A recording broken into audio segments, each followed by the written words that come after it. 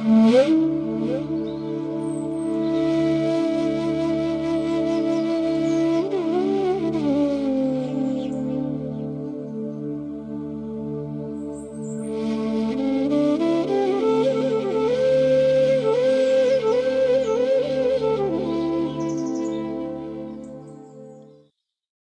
জননীং শারদাং দেবীং রামকৃষ্ণং জগদ্গুরুং পাদপদ্মে তয়োশ্রিত্বা প্রণমামি মুহুর্মুহু। নমস্কার। শ্রী ঠাকুর, শ্রী মা এবং স্বামীজি মহারাজের রাতুল চরণে ভুলুণ্ঠিত প্রণাম জানাই। প্রাণারাম বাংলা ইউটিউব চ্যানেলে সম্প্রচারিত সৎকথায় প্রতিদিনের মনন এই ধারাবাহিক অনুধ্যানে আজকে আমরা কিরণ মহারাজের কথা স্মরণ মনন করব, অর্থাৎ স্বামী অশেষানন্দজি, যিনি রামকৃষ্ণ সংঘের একজন খ্যাতনামা সন্ন্যাসী শুধু ছিলেন না, তিনি ছিলেন পরম পূজ্যপাদ স্বামী শারদানন্দজির সেবক এবং সেক্রেটারি। 1921 সাল থেকে 1927 সাল পর্যন্ত তিনি উদ্বোধন এবং কাশীতে ছিলেন, এবং ওই সময়ে তিনি শরৎ মহারাজ, যোগিন মা, গোলাপ মা এবং অন্যান্য সন্ন্যাসীর কাছে যা শুনেছিলেন এবং দেখেছিলেন সেটা ডায়েরিতে লিখে রেখেছেন। 1973 সালে পোর্টল্যান্ডে তিনি তার ডায়েরি পরম পূজ্যপাদ শ্রীমৎ স্বামী চেতনানন্দজি মহারাজকে দেন, এবং 1984 সালের 9 মে তিনি সেন্ট লুইসে এসে ওই ডায়েরির ইতিবৃত্ত বলেন। পরবর্তীকালে সেই ডায়েরি থেকেই পূজনীয় মহারাজ স্মৃতিকথা স্মরণ করেছেন। সেখানে স্বামী অশেষানন্দজি মহারাজ তিনি তার স্মৃতিকথায় সেই ডায়েরিতে লিখছেন বা বলেছেন যে শরৎ মহারাজ বললেন, কৃপা কি কখনো নিজ গুণে হয়? গুণ দেখে কৃপা হলে তাকে কৃপা বলে না। ঠাকুর কাশীপুর বাগানে ভিসানে দেখেছিলেন যে একটি ছোট ছেলে দুহাতে মোহর, যে চাইছে তাকে দিচ্ছে না, আর যে চাইছে না তাকে দিচ্ছে, তবে তার দৌড়ে পড়ে থাকতে হয়। তুলসী দাসের একটি দোয়া আছে, ধনী কা দুয়ার মে পরারা হোক, অর্থাৎ এই যে পড়ে থাকাটি হচ্ছে আসল। এবং কাশীধামে 29 মার্চ 1925 অশেষানন্দজি মহারাজ তার ডায়েরিতে লিখছেন, শরীরটা ভালো রাখতে হবে, কেননা ঠাকুর বলতেন দেহ সিঁদুকের পেঁটরা, এতে রত্ন রয়েছে। তার ভজনের জন্য, সেবার জন্য শরীরটা দেখতে হবে, যাতে অসুখ বিসুখ না হয়। সেজন্য আমাদের বারবার মনে রাখতে হবে যে কি করে এই শরীরটার দ্বারাই তাকে লাভ করা যায়। স্বামীজি বলছেন এই শরীরটা কিছু নয়, কিন্তু এই শরীরের দ্বারাই তাকে লাভ করতে হবে, অর্থাৎ মন মুখ এক করতে হবে। স্বামী অশেষানন্দজি মহারাজের তো ওই যে সঙ্গটি হয়েছিল, অর্থাৎ তিনি সঙ্গ করতে পেরেছিলেন শরৎ মহারাজ, যোগিন মা, গোলাপ মা এদের কাছে। তো গোলাপ মা প্রসঙ্গে তিনি তার ডায়েরিতে লিখছেন যে 1922 সালের ঘটনা, 9/7/1922 রবিবার, লিখছেন কাল রাত্রি থেকে গোলাপ মার বাজ্যে বমি হচ্ছে। শরৎ মহারাজের নির্দেশে তার সেবা করছি, তার হাতে পায়ে হাত বোলাচ্ছি। ইনি প্রায় 34 বছর মায়ের সঙ্গে ছিলেন এবং তার সেবা করেছেন। সুতরাং তাঁর সেবা করতে পেরে নিজেকে ধন্য মনে করলাম, ঠিক মায়ের মতন বোধ হতে লাগলো। গোলাপ মা স্বামী অশেষানন্দজিকে বলেছিলেন, আমি কাম জয় করেছি বলতে নেই, বললেই কাম আসে। এবং তাঁর বিভিন্ন দর্শনের কথা, ঠাকুর, জগন্নাথ, বালগোপাল, সেই সব তিনি বলেছিলেন। উদ্বোধন 1923 সালে অশেষানন্দজি মহারাজ তার ডায়েরিতে লিখেছেন যে তিনি প্রশ্ন করেছেন যে ভগবান কি আমাদের সব প্রার্থনা শোনেন? তার উত্তরে শরৎ মহারাজ বলছেন, সব শোনেন, কিন্তু উত্তর দেন না, সব প্রার্থনা পূরণ করেন না। রোগী বিকারে যা খেতে চায়, ডাক্তার কি তা দেন? যা ভালো বোঝেন সেটাই তিনি দেন। ঠাকুরের সেই ছোট ছেলের ভিশন, কেউ চাইলে সে হাতের মোহর দেয় না, আবার কেউ না চাইলে তাকে দিয়ে দেয়। সময় না হলে হয় না, চাইবে কেন, অমনি তাকে ভালোবাসতে হয়। এবং এই ভালোবাসাটি হচ্ছে আসল। আমাদের সেই হরি মহারাজের কথা রয়েছে না, জীবন মুক্তিরূপ শোক অনুভবের জন্যই তো এই মনুষ্য জন্ম। স্বামী অশেষানন্দজি মহারাজ বক্তৃতা এবং কথাবার্তায় সবসময় এই জীবন মুক্তি এবং তীব্র বৈরাগ্যের কথা বারবার বলতেন। অশেষানন্দজি মহারাজ যতদিন নিজে সক্ষম ছিলেন তিনি এয়ারপোর্টে সাধুদের রিসিভ করতে যেতেন এবং তার নিরবিবনতা ছিল এবং সাধু ভাইদের প্রতি ভালোবাসা অসাধারণ ছিল। তিনি 1996 সালের 16ই অক্টোবর 97 বছর বয়সে তাঁর শরীর ত্যাগ হয়। কিন্তু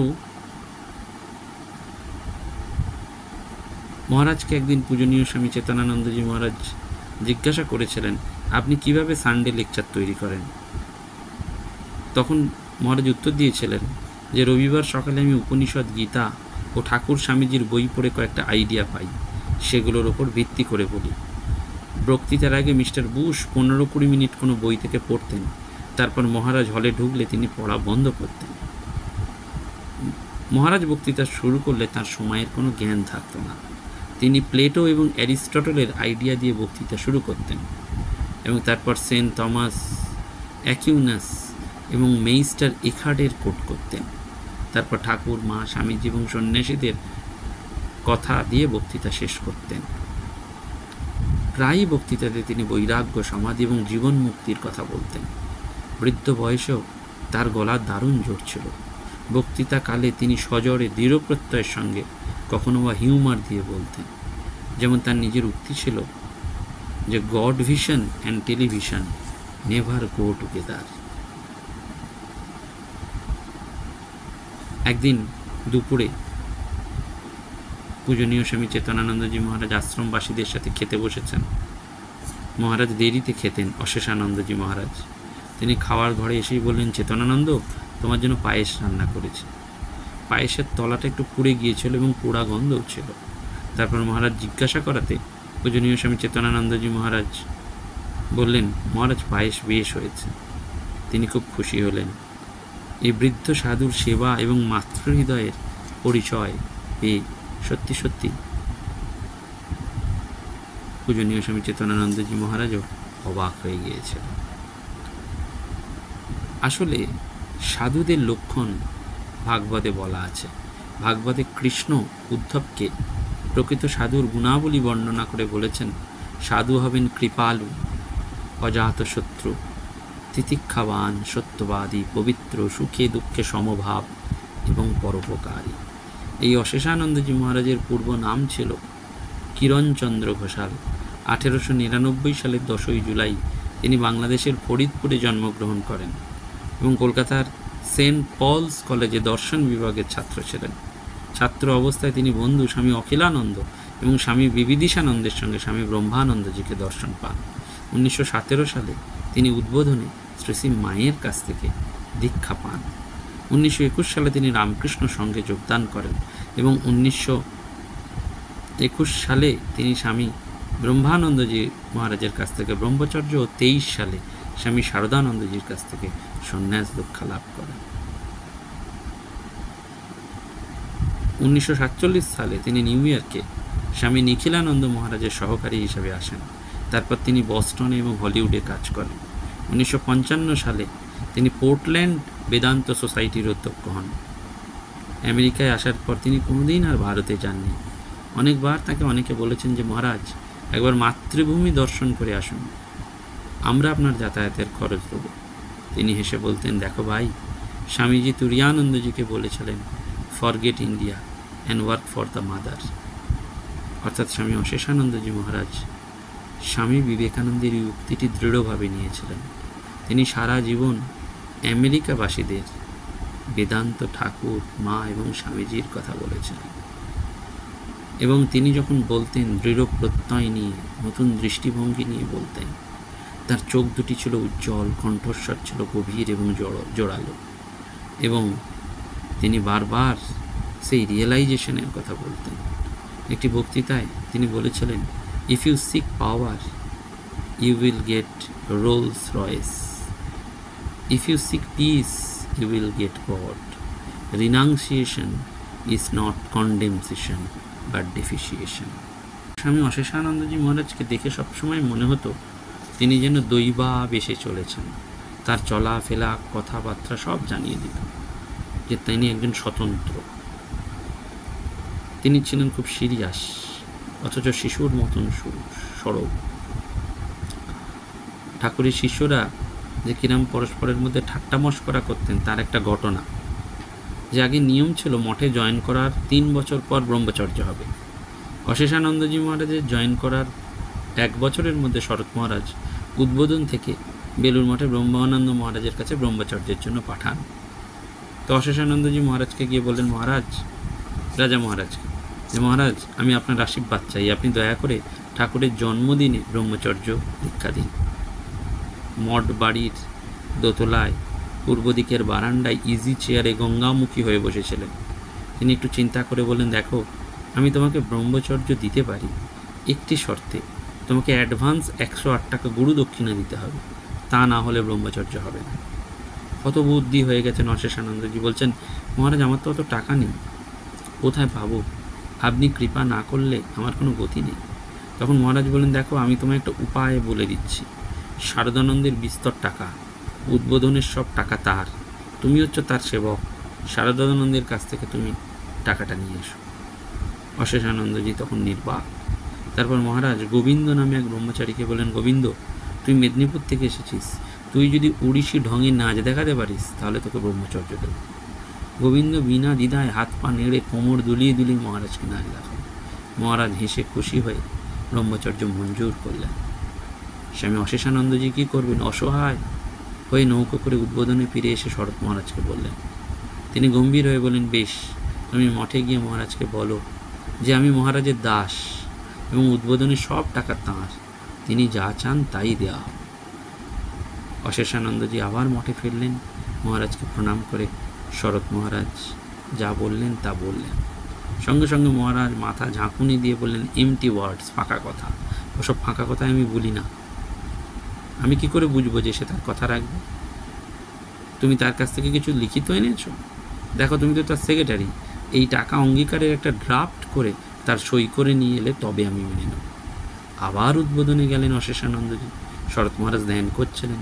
ধ্যান শেষে যখন সব বললেন, ঠিক আছে, কাল আমি সঙ্গে নিয়ে তোমাকে মঠে যাব। পরের দিন শরৎ মহারাজ নিজে বেলুর মঠে গেলেন। মহারাজের ঘরে যাওয়ার আগে তিনি বাইরে অপেক্ষা করতে বললেন। তারপর বেরিয়ে এসে বললেন, তুমি অপরদের সাথে ব্রহ্মচর্য দীক্ষা পাবে। 1922 সালে ঠাকুরের জন্মদিনে ব্রহ্মচর্য দীক্ষা হয়েছিল। রাজা মহারাজের সেটিই ছিল শেষ ব্রহ্মচর্য দীক্ষা। স্বামী শুদ্ধানন্দজি আচার্য হয়েছিলেন এবং হোমের পর রাজা মহারাজ আশীর্বাদ করে বলেছিলেন, ঠাকুর তোমাদের ব্রহ্মচর্য রক্ষার শক্তি দিন, তোমাদের পবিত্রতা জল করে ফুটে উঠুক, ঠাকুর তোমাদের পাদপদ্মে ভক্তি ভালোবাসায় পূর্ণ করে দিন, তার অশেষ কৃপা তোমাদের উপর সদা বর্ষিত হোক। মহারাজ স্বামী অশেষানন্দজির নাম দিয়েছিলেন ব্রহ্মচারী কল্যাণ চৈতন্য। এবং 1987 সালে অশেষানন্দজি মহারাজও বস্টনে 2 জন ব্রহ্মচারীকে দীক্ষা দিতে এসেছিলেন। এবং এই যে অশেষানন্দজি মহারাজ বিভিন্ন সঙ্গ করেছেন, তাতে তিনি তার স্মৃতিকথায় লিখেছেন যে জয়রামবাটিতে মা আছেন, সেদিন মনসা পুজো, মাকে দেব বলে আমি অনেক পদ্মফুল তুলে আনলাম। সেদিন খুব বৃষ্টি। এটা গগন মহারাজ রীতানন্দজি মাতৃ প্রসঙ্গে বলছেন। সেদিন খুব বৃষ্টি, মায়ের পায়ে পুষ্পাঞ্জলি দিলাম, ভক্তরাও দিলেন। মা বললেন, আজ আবার কি হলো? আজ যে মনসা পুজো। সে কথা শুনে কে? পরবর্তীকালে মায়ের এক দীক্ষিত ভক্ত একদিন প্রতিজ্ঞা করলো, ঠাকুর ও মা সত্যি সত্যি খান কিনা দেখব, যদি না খান তবে আত্মহত্যা করব। সেদিন রবিবার, ছুটির দিন, বেলা 2টো বেজে গেল, তবুও কোনো চিহ্ন পেলেন না। পরে দেখলেন ঠাকুর এবং মার ছবি থেকে জ্যোতি বেরিয়ে সমস্ত অন্ন ব্যঞ্জন আদি স্পর্শ করল। সেজন্য বলছেন যে জয়রামবাটিতে মহাশক্তির খেলা হয়ে গেল। যোগিনমা বলছেন, মাকে দেখেছি কত দূর থেকে, কত কষ্ট করে লোক এসেছে, কি করে তাদের ফিরিয়ে দেবো বলে মা দীক্ষা দিতেন। এইভাবে নানান কথা তাঁর ডায়েরিতে রয়েছে। এবং অশেষানন্দজি মহারাজ তাঁর স্মৃতিকথায় লিখছেন যে শরৎ মহারাজ বললেন, কাশীপুরে ঠাকুরের শরীর দাহ করার সময় স্বামীজি দেখালেন, ওই দেখ ব্রহ্মরন্ধ্র ফেটে যোগীর মৃত্যু, মাথায় রক্ত, সূক্ষ্ম প্রাণ কিনা মাথার হাড় ফেটে বেরিয়ে যায়, বাইরে না দেখা গেলেও হয়। স্বামীজির সম্বন্ধে জানি না, মনে নেই। সেজন্য বারবার তিনি লিখেছেন তার স্মৃতিকথায় যে কাশীতে মহাপুরুষ মহারাজকে যখন প্রশ্ন করা হয়েছিল ধ্যান জপ করলে কি হয়, মহাপুরুষ মহারাজ উত্তর দিয়েছিলেন, প্রাণটা হালকা হয়, হৃদয় সরস হয়, ভক্তি লাভ হয়।